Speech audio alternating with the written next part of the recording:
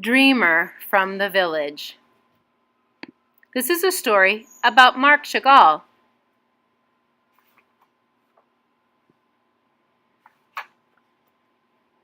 Long ago, on the plains of Russia, there was a village of dirt roads and timber houses.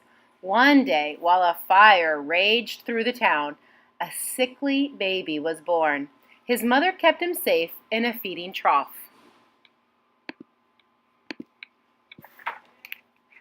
The baby was named Moshe, but later he was called Mark. A little boy, he roamed the streets, clutching a hunk of buttered bread in his fist. Rabbis and schoolboys walked off to heder. Musicians and tradesmen trotted past, and women came out of their shops, their baskets laden with cones of sugar and candles wrapped in blue paper. Mark climbed up to his attic window to get a better view. The town was like a richness that filled him. The goats and chickens, the factories, the cemetery, and everything that laid beyond. Sometimes Mark even crawled up on the roof. After all, his grandpa used to do it. Mark heard that on Succoth, or Simchas Torah, the old man could be found perched on the chimney pipe, munching carrots, especially in nice autumn weather. The seasons brought wondrous holidays.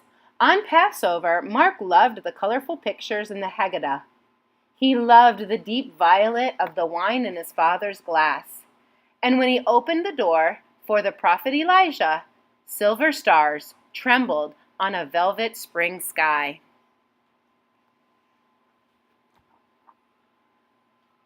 Mark knew he was different from other boys. He saw things they didn't see.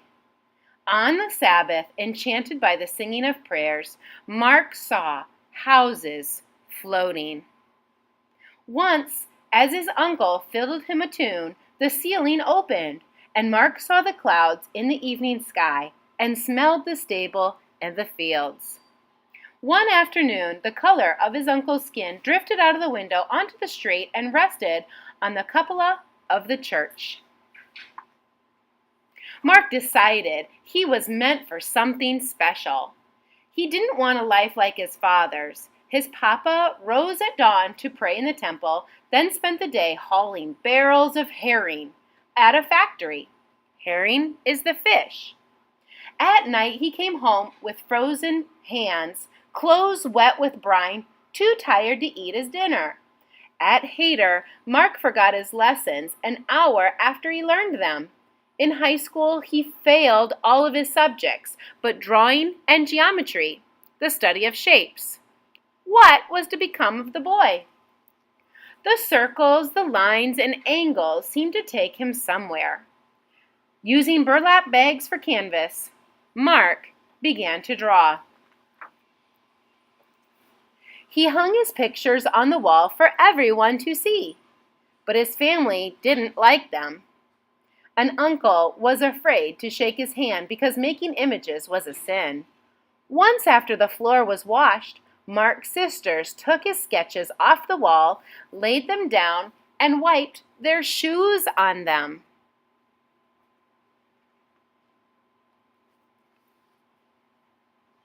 But Mark kept drawing. One day, as his mother was making bread, he seized her floury elbow and cried, "I want to be a painter. I can't be a clerk in a warehouse or an accountant or a butcher. Save me." His mother sent him to art school. The teacher told him to draw neat copies of plaster statues. The paint was the color of tobacco stains, but Mark wanted to draw villagers and peasants with loose, clumsy lines and the touch of violet. Mark took more art lessons in St. Petersburg. He didn't have the money for a room, so he shared beds with people, slept on their couches, or in cubbyholes under their stairs. He could only dream of bread and sausages. But when Mark painted, he was happy. Something always wanted to be painted. His village, the factories, his grandpa's house, even funerals that he'd watched. In one scene, the sad sky turned greenish, yellow, and a lonely fiddler crouched on a roof.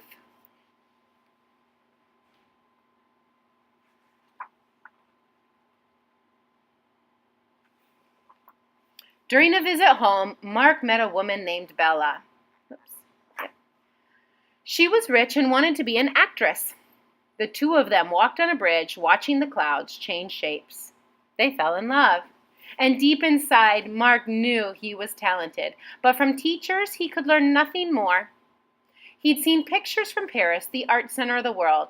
Mark packed his paint box, his tubes of paint, everything he owned, and took the train to France. Paris was a thrill. In Russia, the sky was weak and dreary, but the sun bathed everything in light. Mark rushed through the Louvre to see all the paintings. He spent hours in art galleries staring at the pictures. Some had bold colors and tilting shapes. They gave him ideas.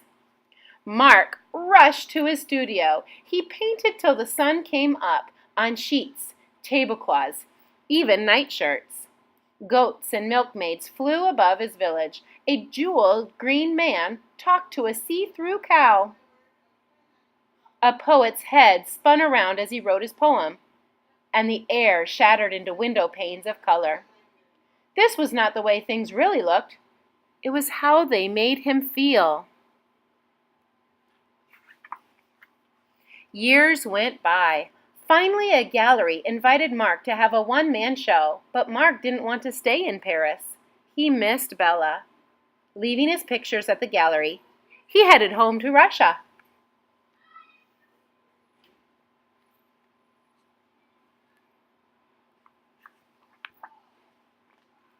On his birthday, Bella came over. When he opened the door for her, he saw blue air, love, and flowers float in. 3 weeks later, they had a wedding. Happy couples soared through Mark's canvases. The village shone like an emerald.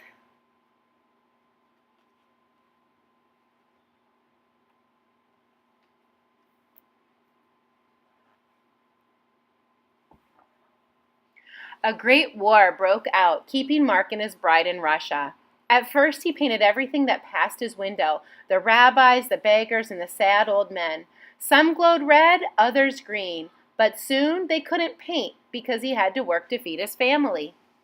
One day, 8 years after he'd left France, Mark received a letter from an old friend. "Are you still alive?" it said.